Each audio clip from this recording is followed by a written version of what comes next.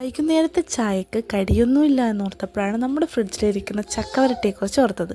അപ്പോൾ പിന്നെ ഒന്നും നോക്കിയില്ല, കുറച്ച് അരിപ്പൊടി എടുത്ത് അതിലേക്ക് നെയ്യും ഉപ്പും ഇട്ട് മിക്സ് ചെയ്ത് പിന്നെ നമ്മുടെ ചക്കവരട്ടിയും എടുത്ത് അതിലേക്ക് ഇട്ടു. അത് കഴിഞ്ഞിട്ട് നമ്മുടെ വെല്ലം ഉണ്ടല്ലോ, വെല്ലം കുറുക്കിയത് കൂടി ഒഴിച്ചാൽ സംഭവം റെഡി ആയിട്ടുണ്ട്. ഇനി നമുക്കിതൊന്ന് അടുപ്പിലേക്ക് വെച്ചാൽ മതി. അത് കഴിഞ്ഞ് എല്ലാം കൂടി നമ്മുടെ വാഴയില വാഴയില ഓരോന്നായി എടുത്ത് അതിലേക്ക് ഇങ്ങനെ പരത്തി കൊടുത്തു.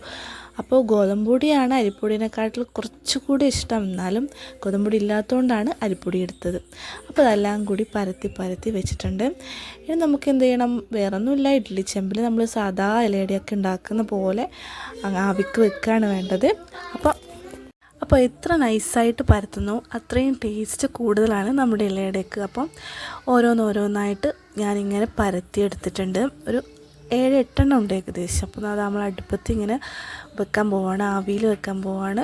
അപ്പോൾ ഇതിന് അധികമായിട്ട് മധുരം വേണ്ടവരുണ്ടെങ്കിൽ കുറച്ച് കൂടുതൽ ഒഴിക്കാം. അപ്പോൾ ചക്കവരട്ടിക്ക് ഓൾറെഡി മധുരം ഉള്ളതുകൊണ്ടാണ് കുറച്ച് വെള്ളം ഒഴിച്ചത്. അപ്പോൾ ഇതാ അടുപ്പത്തേക്ക് വെച്ചു.